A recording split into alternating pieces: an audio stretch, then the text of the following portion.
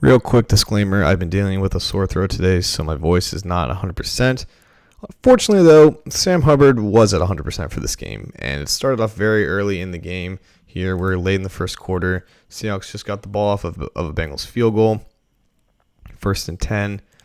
Here we have the Bengals 5-man front. This is kind of what we were expecting going into this game, and the first real looks that we got of it was with Geno Atkins and Ryan Glasgow acting as dual 3 techniques, with Andrew Billings almost lined up as the 0 technique, as a true nose tackle.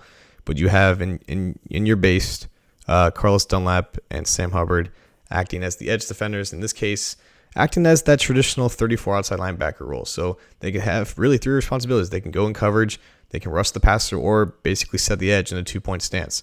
And part of that, setting the edge, is playing contain, playing on the outside, forcing everything back and inside for your 2 inside linebackers in this case. So Wilson right here, he's going to make some checks at the line of scrimmage. Going to make a quick audible about 5 seconds before the snap. Goes into shotgun. He's going to call a read option here with Chris Carson as the running back. And Wilson here is just going to read what Sam Hubbard does off the snap. And his job is to maintain discipline on the edge, keep Wilson or Carson inside, funnel everything back in the inside. Because again, you have 3 interior defensive linemen and two linebackers here. So you have an advantage if it goes towards the A or B gap.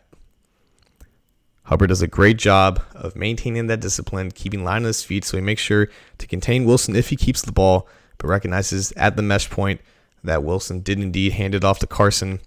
Again, Hubbard knows he has inside help there with Glasgow and Preston Brown, but does a great job of, on his own, exploding towards Carson and wrapping up low to make a 3-yard stuff. That's a defensive stop for the Bengals defense and for Sam Hubbard. The very next play on a 2nd and long, Bengals are going to keep in this 5-2 front that they have. Same personnel, everything. Wilson's going to motion the tight end from a H-back position to an inline spot at tight end. A little bunch formation here, pretty condensed, a condensed formation. Seahawks and most everyone in the NFL likes to run play action out of this. That's exactly what to do. So now it's Carlos Dunlap's turn to also maintain discipline in your run fits first.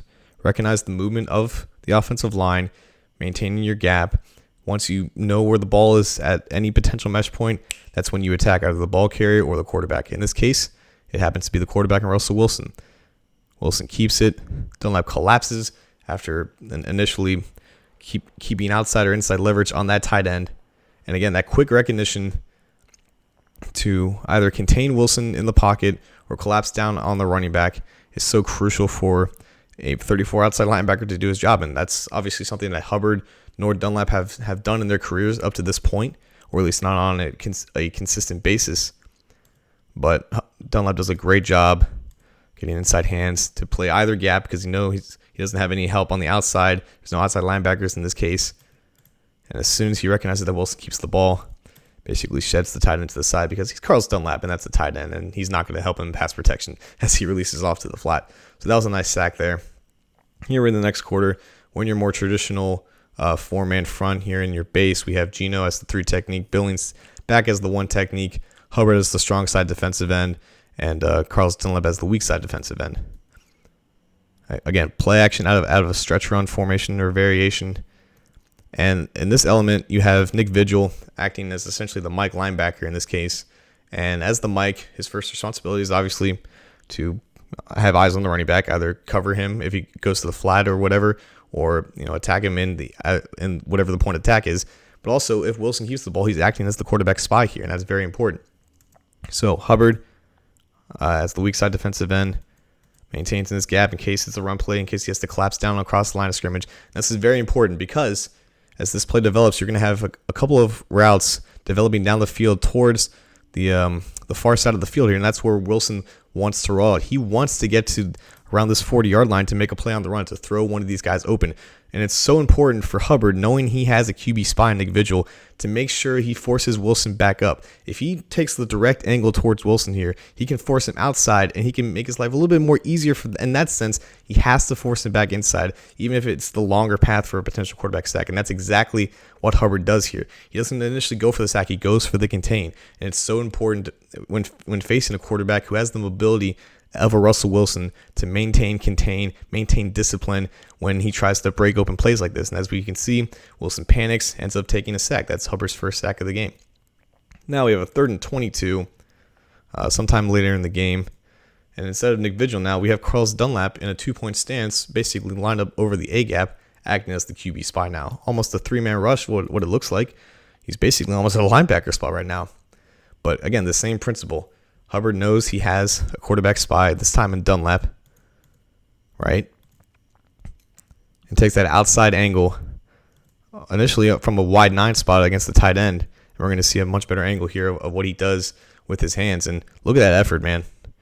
Like, it's so important for the relationship between the force player and the spy to basically force that quarterback into making a decision that he doesn't want to make. Now, this is a play that we've seen Russell Wilson complete 100 times before, and it was so crucial for this relationship between the edge defender and the quarterback spy to basically collapse this play in half. As we see, that tight end, he was basically trying to chip Hubbard here on the edge, coming out of that 4-point stance. Hubbard notices that he's just kind of lunging with his shoulders and doesn't exactly swim move him. He just basically brushes off his shoulders to the side, but it's so important for him to get down, flatten towards that edge, get in a straight line towards the quarterback. You already have a good angle against an offensive tackle who now has to readjust his kick slide a little bit, open up his hips entirely, and just look at this hustle, man. Like, he goes full-fledged towards Wilson's ankles to try to get this sack, so Dunlap doesn't really have to do anything else. On all fours here, gets back up.